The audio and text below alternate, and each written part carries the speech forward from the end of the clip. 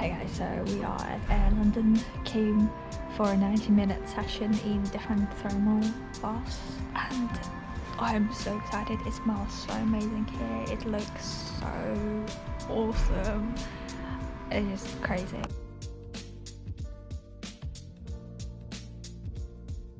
Oh my god, this was so amazing. I wish I could film. Fortunately, they didn't allow any kind of photography happening, which is really weird because like why not? But if you go to like Blue Lagoon or any other freaking pool, like it's what's the problem? The other reason is they want people bringing their phones in because they're supposed to be disconnecting from the outside. Anyway, it was such an amazing experience. There was multiple baths with multiple temperatures, 37 degree temperature, then a bit higher than that, and then there was like 14 degree and 10 degree cold pools where it was just so cold, but it was amazing. We did it twice, I think. Went up until here in most cases, right? Every time we tried. Go straight back to the hot one after that. Yeah, and there was like vapor room, and there was also a floating room where you float on water because the water is so salty. It's just fucking awesome. And the last one was the massage kind of room where the water was just bubbling so much they would massage your whole body basically. I had such a great time. I feel so chill. Nothing, absolutely nothing can get to me, I promise you guys, for the next at least 1 hour, right? Yeah, the best thing about it is that the going in and going out is so nice. They have all the facilities you need.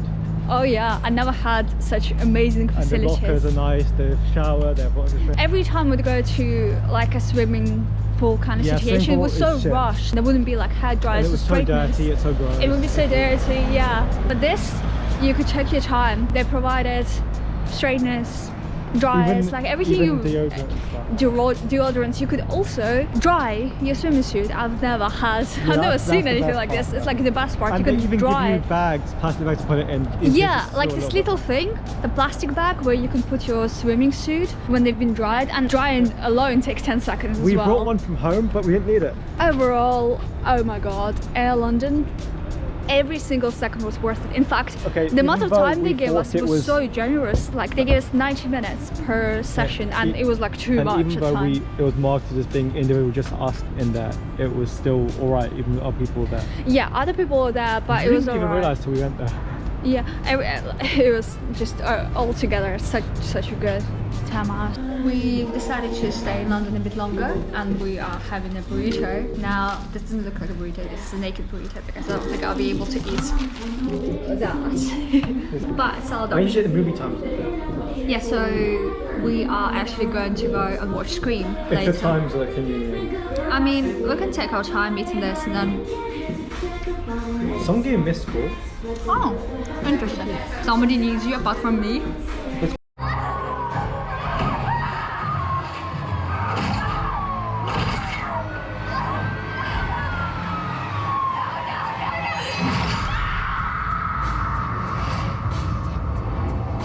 I'm realizing now this may actually be a bigger problem. It may actually be a problem in the first place because you guys, it's fucking awful. Last night I saw 2 full-on freaking thrillers, and those were so detailed and so much stuff happened that was really draining. And it's a thing that happens day in, day out, like literally. I don't think I remember last time when I either didn't dream at all at night, or when, I don't know, the dreams that I did have were like, whatever, you know, just basic stuff that you don't even remember when you wake up. I don't understand why this happens. At first I thought it was interesting. I was like, oh wow, like my dreams are so intricate, there's so much stuff that happens and I remember everything when I wake up, and it's so cool, you know. But then it's not cool anymore. Like I see this every day and it's different every day, and it's so draining. I wake up so tired, and really, you know, it usually takes me around a couple of hours to go back to my senses, realize, psychologically calm down from the night, you know. I'm tired, man. One of the things that the jaw surgery brings to you is skin problems. In my case, this side, the side I fell on when I went ice skating, is proper breaking out, like a lot. This side a little bit, not as much. Really annoying. I don't usually have skin problems, so I'm just gonna go ahead and put my fancy pure clay masks on, you know, hoping that that will help, because I don't think I have any other skin products. As I was so excited in the morning about my midline being almost perfect, as it is now, what, 5 o'clock? It's gone back to being where it used to be, so I wonder how long it will take, or whether at all my teeth will remain in that position of like being all accented. I don't know, man. With this jaw surgery, you kind of want everything to be perfect, you know, because you feel like you are going through so much drama, and if you don't get the perfect result in the end, you may feel like, why the hell did you do it in the first place, you know? But it's not always the case. When I went to my orthodontist last Thursday, her being a little bit surprised at the fact that my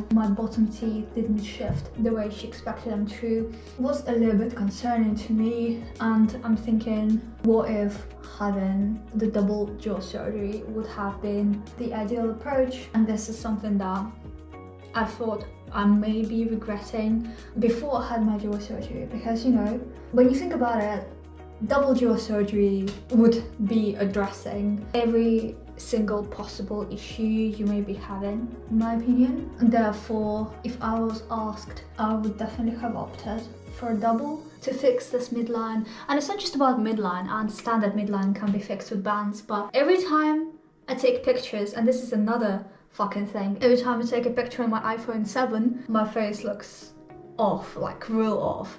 And then when I take a picture on iPhone 13, it's more stable. And I'm thinking, who do I trust, you know? Like, what's going on with my face? When I look at myself in the mirror, it seems somewhat aligned. So I guess that's what matters the most, right? Anyway, those things that our eyes cannot see as well as technology can, I would assume that a double jaw surgery would have fixed everything. But like I said, it's not always the case. I don't want to go into thinking that, you know, because I had an upper jaw surgery, I didn't fix everything that could have been fixed. And like, I don't want to be in that mindset, because if I go there, I'll just be so sad. So far, I'm happy with what I ended up looking like. It's been such a minor change, to be honest with you guys. Now that the swelling is going down, I see more of me, the before version of me, coming through, and it's not perfect. I shouldn't have expected the perfection, right? And no one, I hope, is expecting the perfection. But I kind of liked the way my nose looked when there was a bit more swelling and all that stuff. And you know, now that the swelling is gone, it's not as amazing as it used to be, but just one of those things. One of the most annoying parts is that every day I wake up now, I have the level of swelling that I legit had when, I don't know, day 5, 6, 7 post-op. It's just not going away, it's just there. It's going away like in the evening, but not in the morning. It's frustrating, especially because all of my client calls in the morning, and I need to be, like, mornings are the only time I have to be presentable, really. Having so much puffiness is not a good look. On top of that, when with this band situation, when I take the band off after wearing it for like the whole throughout the night in the evening, my muscles are like all over the place, it feels. And when I talk, like, it feels like I don't know where to like place my bottom jaw, just not in a, I don't know, you know. All I know is that it just doesn't feel good. It takes time to get used to talking without the band. It's a whole freaking thing. My mom's birthday is it's soon, it's coming soon, and I'm so excited because I got her some really awesome presents, and I'm going to be sending them over in next couple of days, and I just can't wait for her to get them. I'm so happy and so excited. It just makes me so happy. The beauty about living on the outskirts as opposed to living in central location, like I've lived in central, like almost virtually like the freaking center, zone 2 for 6, 7 years, and now that I'm living on the outskirts, I can appreciate how much nicer people are here. For instance, I went to the post office and everybody takes their time to assist you with various things, and they take time to explain. They're kind, they're not like rushing things just to, you know, do their job. It feels like they care. It feels like they value you so much more, though, you know, shouldn't it be the case everywhere? Well, it's not, and like central areas make life so fast-paced. Anyway, just sent a parcel. 2 parcels actually, because it's cheaper that way. Don't ask me why. I also booked an optician's appointment for eye lenses that I'll be having this Friday in the morning. I was looking at videos I filmed earlier on last year, and I don't have these freaking checks. All of these checks is swelling plus my non-fitness. I like the way I looked before, so I'm going to make it a goal of mine to overcome my non-existent desire to go to the gym these days. I have to. I haven't gone, guys. I haven't. I've only been once, that one time when I felt like running was a fucking mission. But I have to go because literally I don't move. I sit all day in front of a computer or read a book. I don't take more than 3,000 steps a day. I don't think so. That's bad, and obviously I'll just keep hating myself if I don't look after myself. That's direct outcome of everything. Oh, one more thing. Yesterday was the first time I felt pain in my upper jaw on my teeth as they were being pulled with the band. It started to hurt.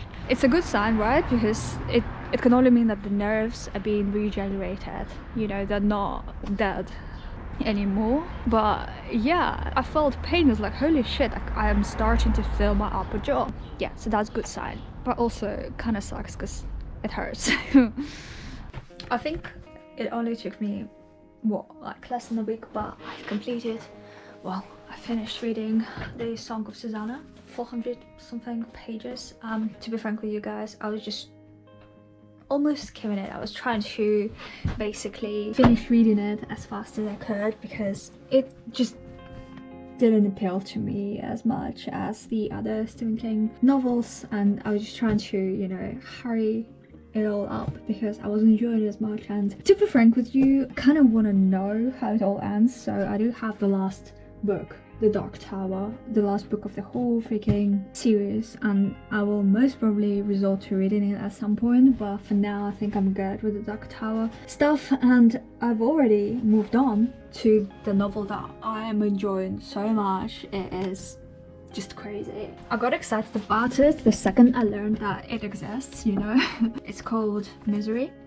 It's not as big, actually it just looks smaller, but it is 368 pages long. But the premises of it, oh my god, I'm going to tell you what it's about because you might think, oh well, I'm telling you like the whole story of like the book, but no, everything I'm going to tell you happens within the first 30 pages, and then okay, the cats are just going crazy. I usually leave them the boxes because they go nuts at all of that stuff, and it's just so much fun for them. I just usually leave it to them, though it's quite loud. You know, they are having a great time, so that's all that matters. Anyway, Misery. Misery is all about the relationship between the author and a fan who likes the novels of this author so much that when she learns that the main character in those novels has been killed off, she just goes crazy. She keeps him hostage in her house, in her home. He had a car accident and his legs are shattered, so he can't walk. She keeps giving him medications, really heavy pain meds. She's insane. She just fell in love with the main character of the book so much that when she does learn that he killed her off, she goes nuts. She basically leaves him alone in the house for a few days to like go and cool off, and he doesn't have access to medication or anything, or like food or water. He resorts to drinking his own piss and stuff like that. Or before she learns about the fact that he kills her main character, her most favorite freaking character in the world off. This one time he says something not too dramatic, but it just pisses her off so much that she throws some kind of water, like a pot of tea or something, I don't know, she throws it against the wall and it all spills everywhere. And the next day, when it's time for her to give him his pain meds, she comes in the room and she says, before I give you the meds, I need to clean this wall off because it's your fault that, you know, look what you made me do. Now the wall is dirty, like there's a stain, I need to clean it off. So it takes her like a long time to clean it off, a couple of hours I think. But then he's like in agony, absolute agony, and he wants this bill so much. He's begging for codeine based bills, and she's like, oh no, now I need to rinse it off, you know, like there's all the soap on the walls, and if I leave it it'll just, you know. So she spends another hour or two rinsing it off, and then she gives him the pill finally, and he takes the pill off, and then he opens his eyes, and she's basically pouring the water that she's been using to clean the wall, the soapy, dirty water, down his throat. And she's like, oh, you know, you need water to take pills. You can't be taking pills without water. Yeah, so that kind of stuff. Really psychological, really fucking crazy, all over the place. Really, woof. I'm really enjoying, like, every single sentence in this book is worth reading because it's just so well narrated. I'm like, yeah, it's crazy stuff. Right, you know how the cats been going crazy at the box that I left for them to play with for like a good hour. Look at them now.